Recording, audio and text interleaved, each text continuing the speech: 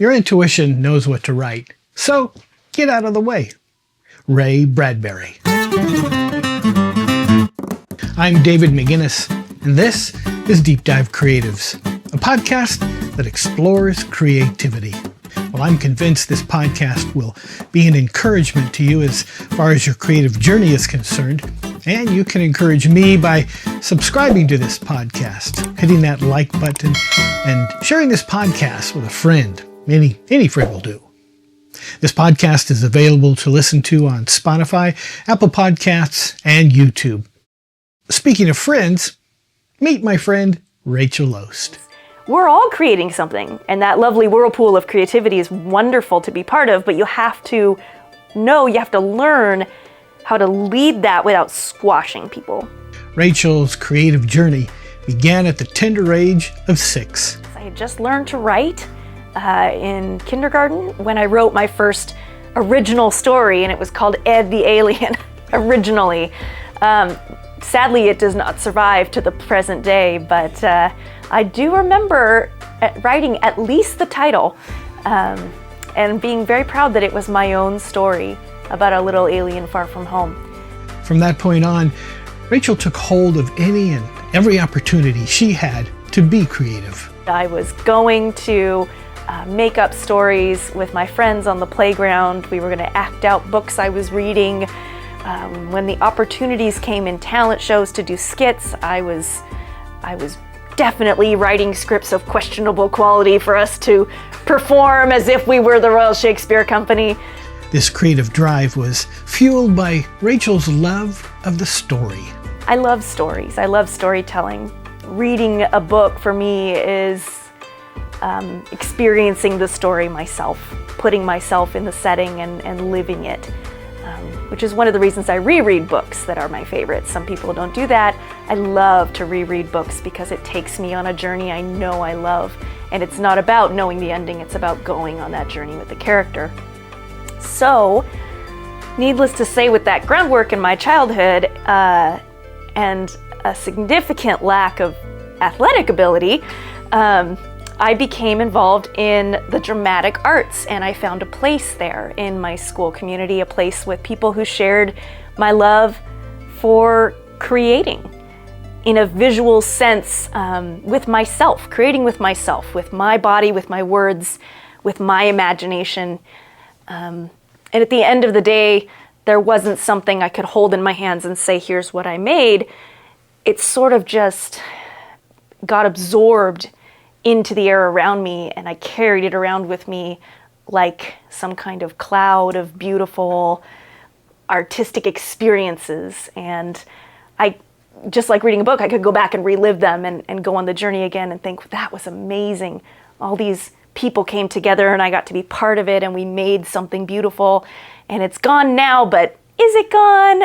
I don't know. Well, Rachel continued to grow in her love of story and acting out stories. It intensified when she got to college, but in college, she developed a more specific goal. This is it. This is it. I want to tell stories in 3 dimensions. I want to be part of it. And so I moved, my interest moved from acting and performing a part in the story to masterminding the story. And it got to revive the storytelling, the writing that I had done as a child and as a teenager. That creativity got to come out. The sort of all-seeing, all-knowing person floating above the story like, yes, my puppets dance, but a little less dictatorial. You got to be like a ringleader with a bunch of very talented people and pay attention to a lot of details, which I loved. After graduating from college, she began to direct plays and write plays that were specifically tailored to meet the needs of the organization that she was writing for. I write a lot of scripts, a lot of theater scripts for specific environments, for camps, for middle school productions, high school productions. Sometimes they're secular, sometimes they're private, sometimes there's a large group, sometimes it's very small. And I kind of figured out that I was really good at tailoring scripts to the needs of an individual group. So what I love about that, what I love about applying my creativity to an adaptation of something, most of what I've done is adapting public domain materials, stories like The Jungle Book or Treasure Island or Alice in Wonderland. And what I really love about doing that is taking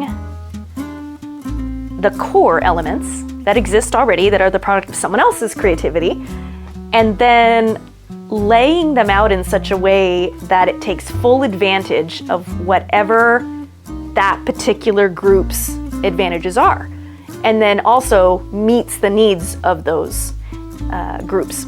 So if the need is, there's 20 teenagers who need to feel like they're contributing, then you can't do a story where there's two main characters and everyone else is a servant in the background. You know, you have to be able to wiggle a little bit and to put yourself in the mindset of the people who would be performing your art and say, are they gonna feel fulfilled doing this? Are their parents gonna come up to the director afterward and say, why did my child have 2 lines in an hour-and-a-half show when I'm paying for camp? You know, you have to understand those things, which I found that I was able to do, to predict the situations that would come up and then accommodate them beforehand. Rachel learned a lot about herself and how she navigates her creative journey when she wrote and directed a stage play adaptation of Alice in Wonderland. I love to write. I love the intimacy that comes with writing. I love that when I write something, I'm the boss. No one can say that the characters won't do what I want them to do, because it's my story, it's my writing, it's my creative expression. And while that is true when you're directing and you're the director of a play, say, or something along those lines, there are actually other people involved, humans, who have their own opinions and have their own creative interpretations. That was always one of my goals when I directed, was let's collectively make something wonderful. When I write scripts, like I wrote the script for Alice through the 2010s, and I finished it in 2018 when it was performed by Corbin University and all the lovely actors and crew. There's students there. It was a weird mishmash of those feelings because I had written it, and it's an original story. And I had created the characters, and in my head I knew exactly what they were supposed to be doing and why they were doing it, and then I brought in actors and crew and people building sets and finding costumes, and suddenly what I had seen so viscerally in my head was not being perfectly translated, and I had to come to grips with that, and in a way that I had almost never really, to that extent, had to come to grips with before. But it was a beautiful experience. It was amazing. And it was really humbling and flattering to see people enjoy something that I had created from my core, something that I had planted and rooted and that had grown, and people were finding meaning in it and finding joy in it and wanted to make it better. It was beautiful. It was a wonderful thing, and something that I hadn't connected before in my creative journey. Well, as Rachel shares her thoughts on creativity, get ready to be encouraged, challenged, and as always, inspired. Let's dive in.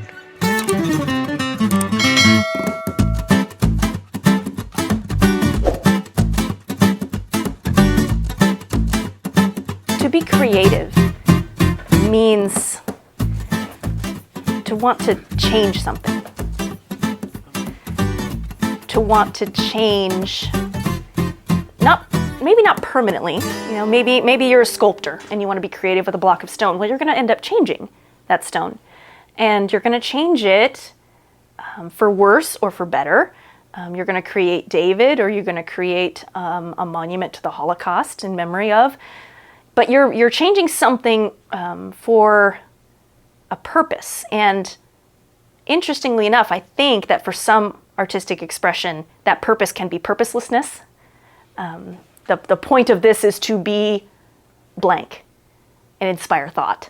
I was watching a documentary the other day about Soviet Russia And in one of their museums at the time was a painting of a black square. It was a black square. And it was considered so subversive for the peasants to see that they tried to get rid of it. And then it came back after the USSR fell. It was offered to the current government for sale. They bought it for $1 million. It's a painting of a black square. So you're gonna change something. You're gonna change a canvas. You're gonna change a space. You're gonna change your thought patterns and go on a journey and write a story or perform a dance. That's what I think to be creative fundamentally is. My creative process is very structured because that's God has given me a strong organizational bent to the point where I feel uncomfortable winging things, which was interesting when I was actually an actor and we did exercises in improvisation. It was very good for me to do that. But when you're creating something, when I'm creating something, when I'm writing a script, either for someone's prerequisite settings or for myself, I almost always start with what are the points I have to hit? What are the points I have to hit so I know I can't change those things? Whether it's a story point or an exterior requirement, like let's say I'm writing a script and the performance space is proscenium style. It only has one opening, the stage. Well, then I know I can't write something that requires, moving through the audience and flying stuff or whatever. So you sort of take into account the requirements of your environment there. And then I'll start with, are there any fundamentals provided to me?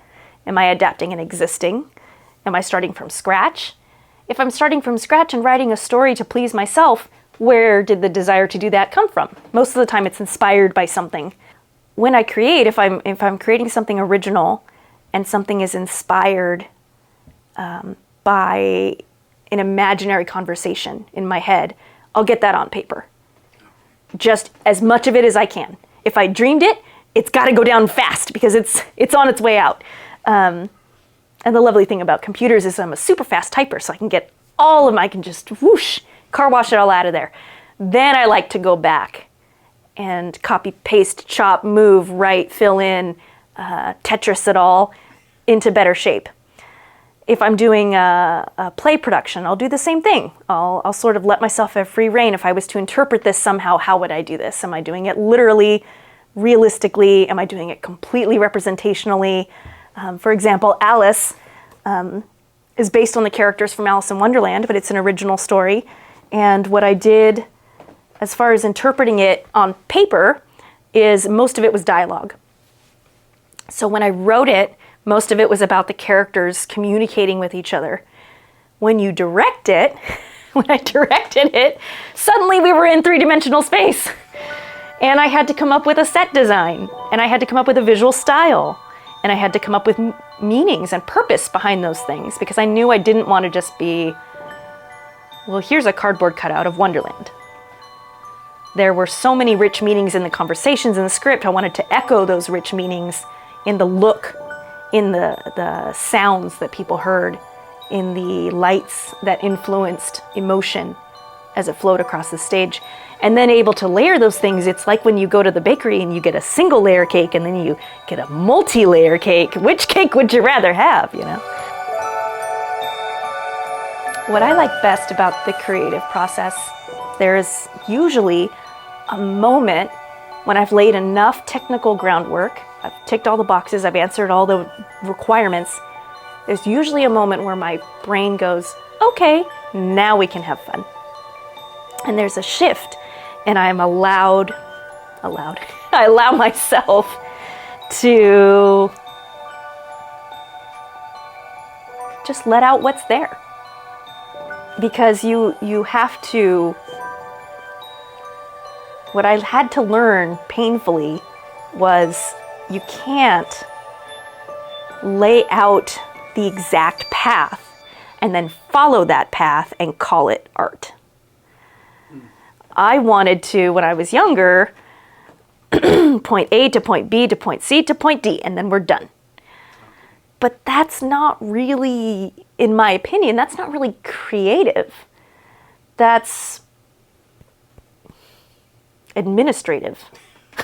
Good choice. And I'm a good administrator, but I need to give myself freedom to be creative, to be honestly and deeply loosey-goosey, Looney Tunesy, Mad Hattery creative, and then deal with that stuff that comes out later. Then go back with my administration hat on and say, okay, that was fun.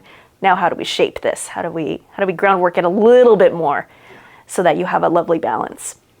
So one of my favorite parts of being creative is when I look back at something and say, oh, well, that's good. Where did that come from?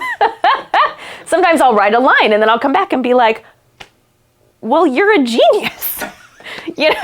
Not often. I just want to be clear about that. Not often. But sometimes those stars shine through. And I love that permission that I'm able to give myself now, whether it's writing a story, writing a script, adapting a script. I've even taken up, just for fun, watercoloring and stuff lately. But primarily the storytelling art that I participate in, there is a moment, if I'm directing, where all the groundwork has kind of been laid, the auditions are done, the casting is done, and we're all together and we're reading the script, and something opens up. That's a lovely feeling. What inspires you to be creative? Anything that gives me a thrill inside. Really anything. Most of the time it's a story moment. The idea of two characters on a journey together, and I'll think, oh, that's great. That's wonderful. I wish I was a character on a journey with someone. Sometimes I'll read another author's creation and be inspired by something beautiful that they've managed to communicate. I read The Last Unicorn by Peter S. Beagle 10 years ago, and I remember closing the book and sitting there and thinking, what did I just read? Because it is not just a fantasy book about a unicorn. There were so many levels and layers of purpose and meaning and I don't know, little arrows that allowed readers to sort of follow their own exploration of meaning and purpose in that. I admire that book very much, in case you couldn't tell. But there's something to be said for other people's art as inspiration. There's something to be said about my daily life as inspiration. I'm a great observer of the natural world. I love to stand and stare at trees and watch birds fly and find little green frogs in the forest. And sometimes I'll just say to myself, gosh, it would be nice just to write for fun about a little green frog in the forest. And then, of course, I also have an inspiration side of me that loves to be part of a collective experience. So people will bring me opportunities to adapt scripts or to write something or to act in something. And then my inspiration can be generally needs to be more specific.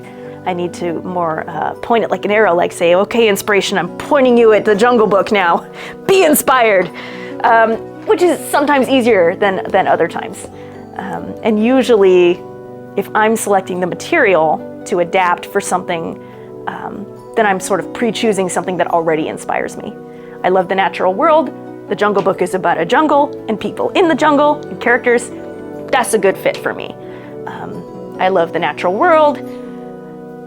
1984, perhaps not the best choice for me to be adapting. I wouldn't find any joy in it, and I wouldn't be inspired to create, and it wouldn't be good. A dry spell. When I graduated from college, I had about 5 years of internal creative drought, and a lot of that was due to not having a lot of time or physical energy or emotional capacity. And I remember trying to write a little bit in my poetry journal or on stories that I was sort of just continually picking away at, and not feeling inspired, not feeling it. There was no joy in it. I was given the opportunity very early on, after I left Corbin, to begin to learn to assistant direct with Tamara McGinnis at Corbin University. And a lot of what I was learning was practical skills. It was a lot of, here's the actual bone elements that are required when you put on a production. You do have to be, considerate of things like seating capacity of a performing, or royalty payments that have to be made, or donations that are required in order to fund. You do have to be aware of those things when you're doing a show, especially on a school's budget and to a school's requirements. So I spent the first couple years being part of the creative process as an assistant director, but very much on the learning side of things. And I had just started a new job as well, where I was learning how to do things. And so my self-confidence kind of tanked as well, because I suddenly found myself at the bottom, learning, as you do when you enter the adult world for the first time. It was a dry spell of about 5 years. And when I came out of it, I was about 25. And we did a production of Cinderella, which is everything I ever wanted in a show. I am a girly girl who loves happily ever after and songs and pretty costumes, and don't get me wrong, I'm here for the Crucible and Animal Farm and what have you. But Cinderella, pumpkin carriage, magic fairy godmother, the ball, the funny stepsisters, the glass slipper. I found a lot of joy that year. Really, really just snowballed. I was eager to be part of that journey in any way, shape, or form I could be. And I'm not a trained singer, I'm not musical in any way, so there were a lot more places where I was sort of overshadowed by people whose professional abilities were necessary, to the art, to the collective creativity. But I found places, I made places for myself to be part of the creative experience. I loved working with the actors individually. I loved working on characterization, because in the story of Cinderella, you can be a little more exaggerated in your physicality and your performance. And we had done some pretty realistic style shows before that, so this opportunity was super fun to balloon out of that. I fully embraced the costuming aspect. I wasn't the costumer, but I was like an accessorizer. I would go out into the city and find, someone was selling a whole bunch of prom gloves in garish colors, and I was like, the stepsisters need to wear those gloves. And, we didn't have glass slippers, but I went to Michael's and got rhinestones and covered a pair of white pumps in rhinestones. And so that was a turning point for me. And from that, it was like I had seen the light again. And I remember after that, I started writing more on my personal time. I started exploring my own ability to act and to be part of theater again in other capacities. My return to acting was super fun, because it is like playing pretend, and so you sort of reconnect with childhood when you act, in my opinion. And that is how I did that. I was given an environment that the joy was so strong. There was no escaping the grasp of the joy of that experience. When I'm writing, when I'm telling a story and I get stuck, I heard this really great piece of advice once, and I cannot tell you where or who said it, which is very sad because it's very good. When you're stuck, change the weather. Yeah, it works. If you're stuck writing a scene or a conversation, or a script adaptation, change the weather just for funsies. Let's say a sudden snowstorm hits. Are they inside? Are they outside? What are the practical implications? It gives your characters something to react to. And what I've found is whether or not you end up keeping that weather change in the end result, it springboards you out of your quicksand. It springboards you out of your, well, there's nowhere to go from here. You know, it gives your characters something else to talk about, something else to interact with, and then they can move on to the rest of the story. And sometimes that natural flow is all you need to regain. Then you can go back with scissors later and chop and connect and build a little bridge. And an editing process can usually fix that later. But it works for me. When I was writing Alice, okay, ta-da, I was writing Alice, and there is a scene toward the beginning. I was thinking to myself, I have to get every character into the first like fifth of the story so that they're visually introduced, right? And I remember thinking, oh gosh, I've got to get this one character on stage, but they literally have almost nothing to do until later. So how am I visually going to get them on stage? And I had, at that point, I was in a scene where Alice talks to the Red King. And they have a very important conversation, important to the plot. But I was thinking to myself, what am I going to do? And so I changed the weather. I made it rain. And in the book, Alice cries and her tears flood Wonderland at some point. And so I thought, well, Alice will start crying because this is a very stressful situation, and then it will just inexplicably start raining in Wonderland. And that, I was able to springboard off that with the characters. Well, the king can't get wet. He needs an umbrella. Well, who's going to get the umbrella? Okay, this character. Who's going to hold the umbrella? Well, this character. And suddenly I had reason to bring in that character that I needed to get into the scene. And it also provided, handily enough, dialogue points to continue and sort of resolve the scene quite beautifully. If you are creating in any capacity and you're not finding joy in it, why are you doing it? If you're creating and it's your livelihood, like let's say you're Picasso, okay, and you know, now that I think about it, maybe joy wasn't quite the emotion for Picasso, but he was finding something. There was a deep something in his gut that needed to come out in those paintings. If you're creating and there's no thread of your soul in it that is satisfied by what you're doing, why are you doing it? Are you just going through the motions? Find something else. I don't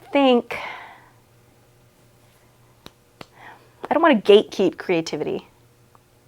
That's horrendous. That's horrible.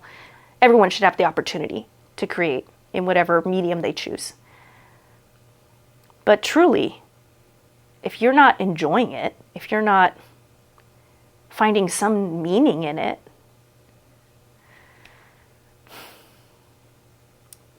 why are you doing it? If you're mass producing, you know, sculptures of the Greek gods outside of the Colosseum in Rome 2,000 years ago, you're not an artist. You're not a creator. You're a businessman. You know, that was perhaps a tad specific, but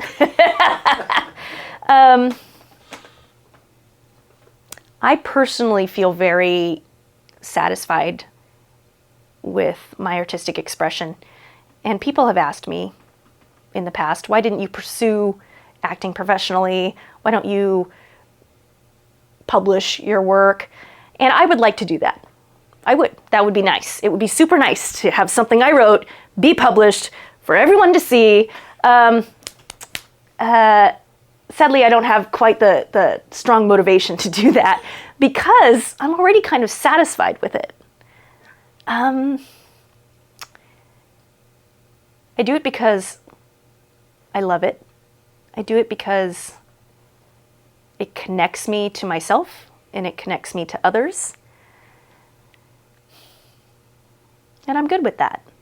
I'm good with the satisfaction it brings me, the freedom it gives me to explore absolutely anything I want to. Absolutely anything. Where else can you get that? Where else can you say that?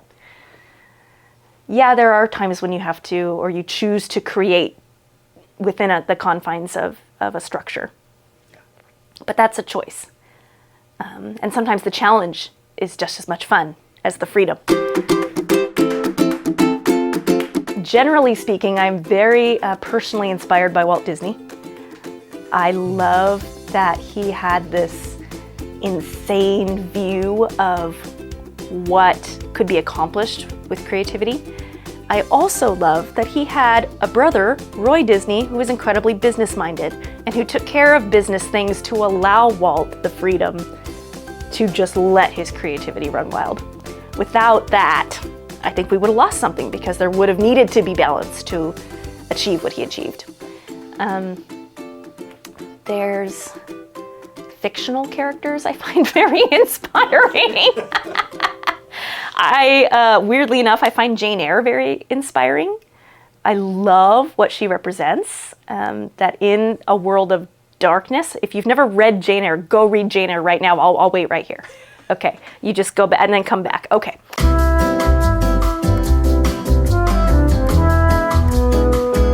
So now that you're back and you've read Jane Eyre, she exists in this incredibly hostile, dark, practical world. And her connection to spiritual beauty is glorious.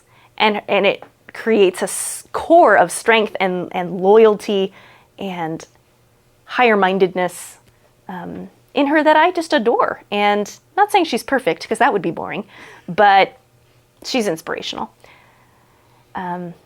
My mentors, when I was growing up, my mentors, Jen Bailey and Tammy McGinnis, were very influential because they provided me with guidance and opportunity and encouraged me. There were times when I felt like my interest in artistic expression and storytelling was just sort of hand-waved. Yeah, it's fun, but it's childish. You need to outgrow it. I loved seeing adults who I respected and who were successful just dive headfirst into the creative expression of theater and storytelling, and watching them laugh or cackle with glee when something would go absolutely right. If you've ever seen Tammy McGinnis cackle because something went right, it's awe-inspiring. And it gave me the reassurance I needed to frolic in the joy of creative expression. So those are some of my inspirations. My creative philosophy is just do it. There doesn't need to be pressure. There doesn't need to be accolades. There doesn't need to be meaning. There doesn't need to be purpose. If you have those things in your creativity, that's awesome. Good for you. That's wonderful. If you don't, that's awesome. Good for you. That's wonderful. Art for art's sake is a valid, in my opinion, a very valid form of art. Creating for the pure joy of the act of creation. I mean, do you think God would have stretched it out over 7 days if there wasn't joy in the act? Like, he could have seriously just gone, boom, everything exists. There's your water, there's your light, there's your plants, your animals, and your people. But I like to think he took time over everything because it was such a joy to say, here's a platypus, and here's a stick bug, and here's a bird that no one is going to know exists for 5,000 years, and when they finally find it, they're going to eat it, and it's going to go extinct. But, you know, sometimes the absurdism of it all is meaning enough. So that's my philosophy, is everyone should create to some extent if it fulfills them. My creative goals. I think I've purposely learned not to seal over my fertile ground with concrete. If you'll forgive the metaphor. I personally have such a dominant left brain that likes to have structure and likes to have the point of this and the size of this and the movement of this and everything fits together like the cogs in a watch, that I have learned that I need to shut that up. I need to close that down and just let right brain be sometimes. So as far as goals go, maybe I should have some, but I kind of don't. I kind of just like to create, at this point in my life anyway, I kind of just like to create for me and enjoy other people's creations, read wonderful stories, attend beautiful or inspiring or shocking shows, share experiences in creation with wonderful people. I love to sit in an audience in silence in the dark with good friends. That communal experience is goal enough for me right now. By myself in a room with my computer, allowing the characters in my head to just go where they will and say what they will. That's satisfying. And it's also, for me, slightly relaxing. It's relaxing to shut left brain up a little bit and enter a part of my life where it's not all about paying bills and cleaning the house and feeding the dog. It's about whatever I want it to be. That's nice. That's nice. Threats to creativity can be, you can be your own worst enemy, other people can be your worst enemy, or something outside of people can be an enemy. When you study stories in school, they talk about how conflict can be man versus man, man versus nature, man versus God, man versus an idea, man versus himself. And I think that that's sadly true for the enemies of creativity. Sometimes I'm not in a personal space where creative juices are flowing. It's usually when I'm super stressed or have just had to be really, really focused on something technical or detailed. There have also been times I can think of in my childhood where my environment has shut me down. Not on purpose. I don't think it's ever anyone's actual goal in a day to squash the creative dreams of a kindergartner, but sometimes people are just on their own road and they don't see you there and they just roll right over your feelings or your inspiration or anything like that, and suddenly you lose it. You lose the desire to be creative. There's also, on a larger level, there's practical threats like the reduction of funding for arts in schools. If kids don't have the opportunity to try art in school, they're less likely to try it as adults. And that can be art of any kind. Performative art, creative, practical art, with materials. Also, other people's opinions can be very limiting. And that is actually something that can be super dangerous or super benign, because it can be the opinion of your friend who reads your story and says, "Oh, it was okay." Oh, I'm sorry. Big gestures, man. And it can also be something as extreme as a government saying this art is subversive and we're getting rid of it, which is what happened in Nazi Germany. And so many masterpieces were destroyed or forgotten or lost because a government decided this is sending messages we don't want our people to know. Sign of a bigger problem. That's a conversation for another podcast. But between those extremes, there's a wide range of things that can threaten creative expression. I am a super sensitive person. Others' opinions mean quite a lot to me. And it's been a journey for me to come to a point where I can create whatever I want and mostly do it outside of my need for others' accolades or really care if anyone ever sees it. When I started writing Alice, my script Alice, which was my first full-length play, I started it as a personal project to explore some issues I was going through.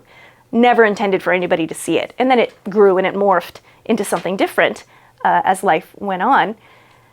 And that was a wonderful opportunity for me. But, you don't, if you allow yourself to limit your creativity, you've missed opportunities.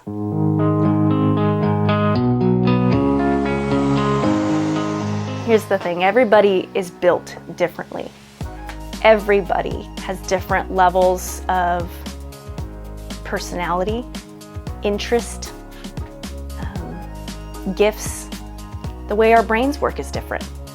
It boggles my mind to this day that my father cannot see any painting that isn't strictly a painting of a person whom he can identify and call everything else garbage. Only that is art, in his opinion. It boggles my mind, but it wakes up in me the consciousness that we are all very different. So if anything of what I've said doesn't ring with you, doesn't ring true to you, please don't give up on the idea of creativity as a whole. We disagree about things, we interpret things differently, and believe it or not, it makes creative expression richer when it represents humanity, when it represents our cultures, our races, our ages, our sexes, our life experiences, our social strata, our interests, our favorite colors. You need to create what inspires you. And if that's drawing a comic strip, do it. If it's tinkering around on the piano, do it. If it's writing a script, please do it. If it's arranging rocks at the park into little patterns. If it's taking a rake to the beach and raking up geometric designs. All of that is creative expression, and it's valid. So find what makes you happy creatively, and I promise you will be the richer for trying something new or for exploring something you already know you're interested in, or for pushing past a dry spell. It's an enriching experience, and it connects us. So you should try it.